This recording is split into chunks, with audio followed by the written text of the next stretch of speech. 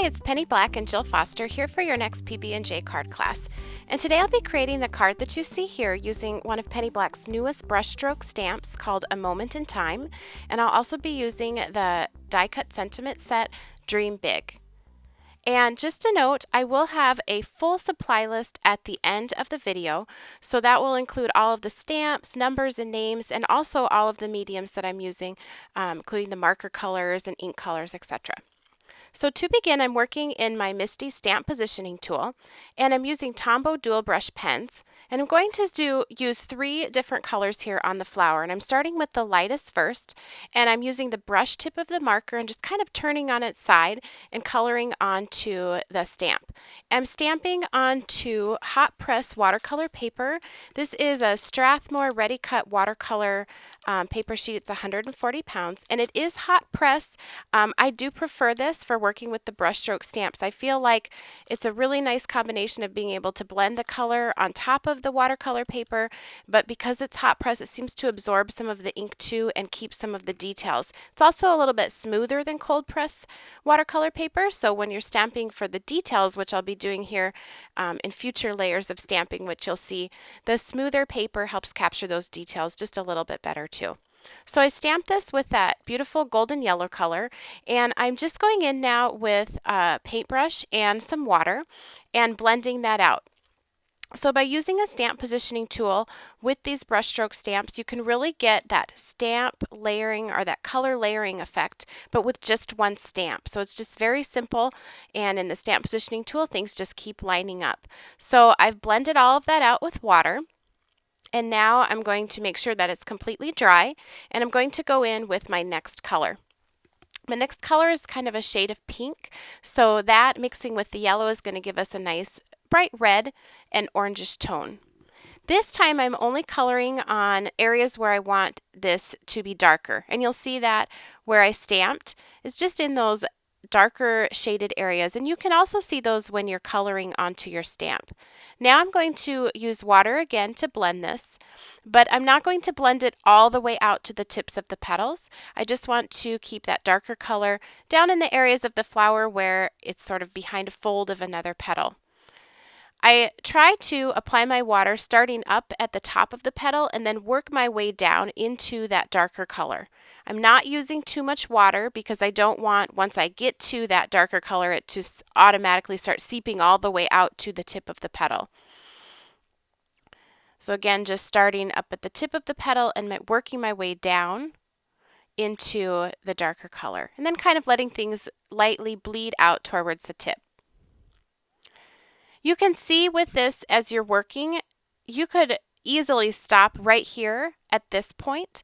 And it just depends what look you're going for. I always just start having fun and keep adding more and more layers, but you certainly could stop right here at this, just the 2 colors of stamping and the blending with water, and it would be a beautiful watercolor look.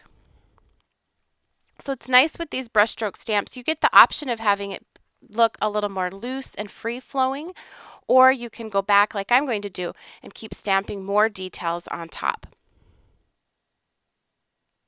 And then I'll dry that in between the next step. Now I'm going to go in with my darkest color, and this is a red. Like I said before, all of the supplies will be listed at the end of the video, including each color of the Tombow dual brush pens. I'm applying this just onto the areas where I want it to be darkest, and I'm going to stamp it down. I'm just going to put a little bit more in a couple of spots there, and then I will blend this again. And like I said before, you wouldn't have to blend this. It looks really nice like that too. You just, maybe you'll be better than me at stopping, knowing when to stop, but it's all for fun. So I'm just going to blend this red.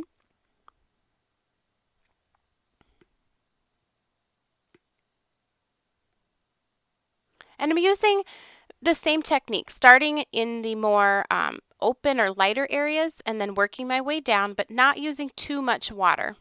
Otherwise, it'll just end up all blending into one color.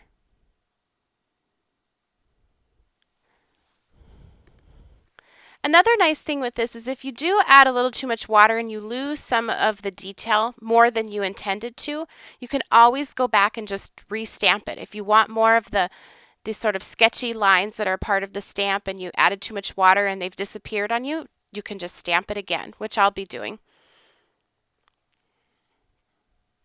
I was really trying to keep some of the tips of the flower that really bright yellow, that light yellow, just to have some contrast within the image.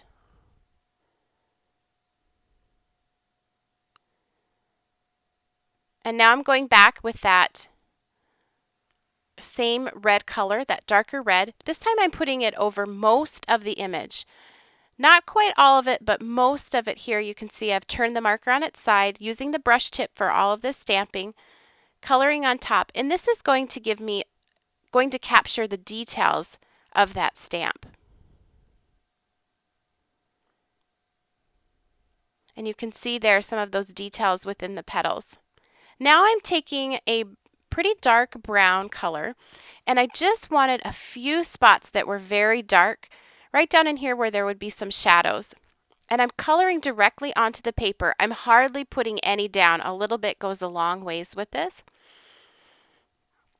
And then I'll go in and blend this with water and a paintbrush. I'm using a pretty small paintbrush here. For the first set of blending with the paintbrush, I used a number 6 size, and now I'm using a number 2. And that'll all be listed at the end of the video as well.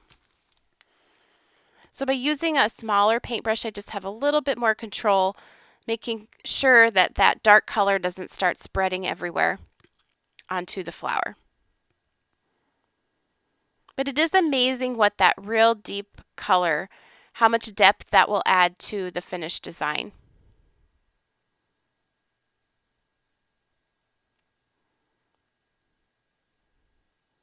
And when I reach off camera there, all I'm doing is just rinsing off my brush and then patting it dry. You can pat it dry on a paper towel. I often use my sleeve, but I'm just making sure that I don't have too much of that dark color build up as I move out around the image using that brush. And while I was here, I just decided to blend a little bit of those stamped lines and details. Now you could do this technique with lots of different kinds of water-soluble markers and inks. I've just chosen to use the Tombow Jewel brush pens because I really like the colors and how easy it is to apply them exactly where I want it on the stamp.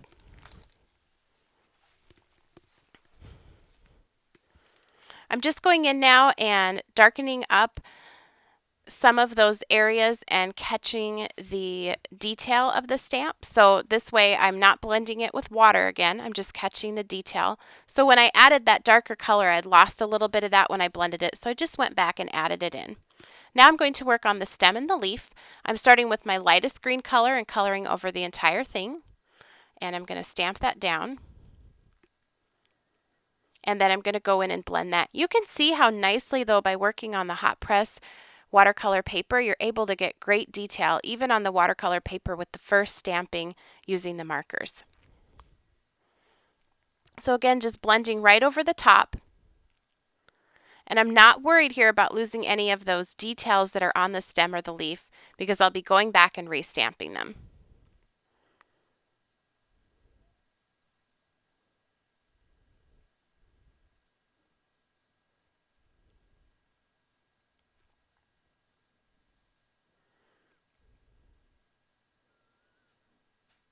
So I've got that blended out.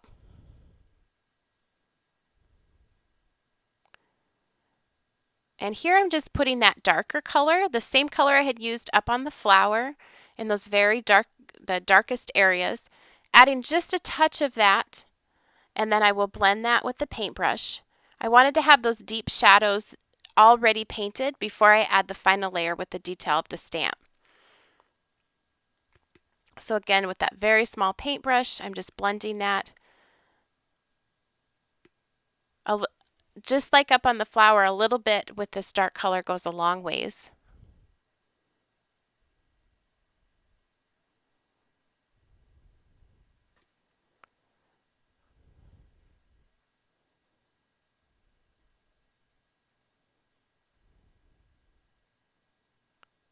Adding a little bit here down at the bottom, and then going back and blending it with water.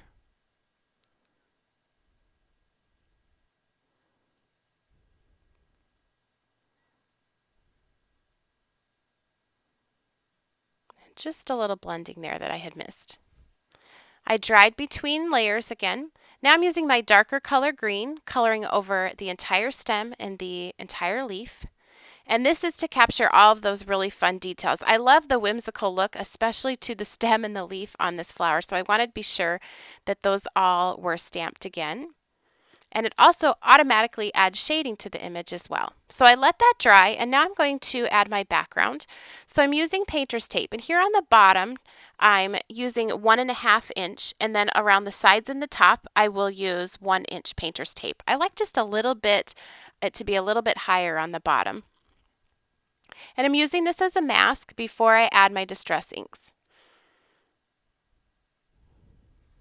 And it looks like I'm taping it to my surface here. I'm actually not. I'm just had a little excess, and you'll see here that I'll tear that off because I will eventually move this into my MISTI stamp positioning tool to do some stamping, and I didn't want all of that excess tape showing. Here I wasn't quite lined up with the top, so I'm just getting that lined up a little bit better.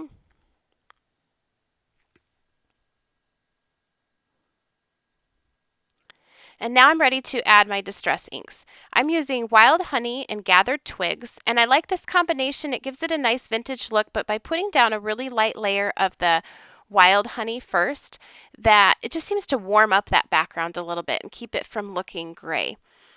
So it's just a real light layer. I'm trying not to go over the flower or the stem and leaf too much. If you do a little bit, that's perfectly fine, but I don't want to discolor it too much because part of it does extend underneath that masking that I did, and I don't want there to be too much of a difference from what's been inked and what is not inked. I think that'll make sense a little bit more when I take off the masking. I especially want it to be darkest right along the edge of that masking so it's a nice crisp border when I remove the tape.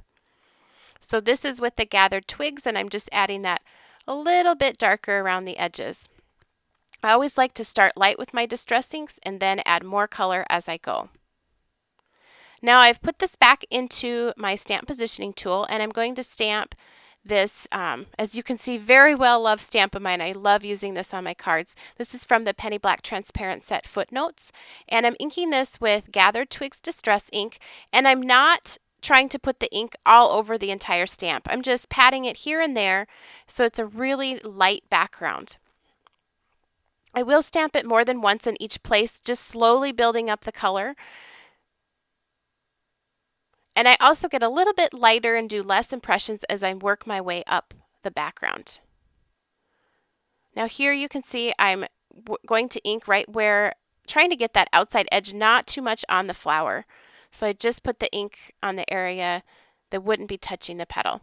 I also want to add a few splatters, so on an acrylic block here I'm just pressing that Gathered Twigs ink pad, picking it up with a paintbrush and some water, and splattering the background. You want to be careful with this that you don't splatter too much, otherwise if you get too much water on your flower or your stem, it will start to run. This is my favorite part of the whole thing. I'm just removing the painter's tape to reveal the card.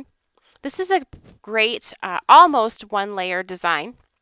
I'll add a die cut on top, but it's very easy for mailing. So this is the die cut from the Penny Black set Dream Big, and I'm just inking this with Gathered Twigs. And because it's fairly delicate, I'm using more of a pouncing motion to add my ink to the die.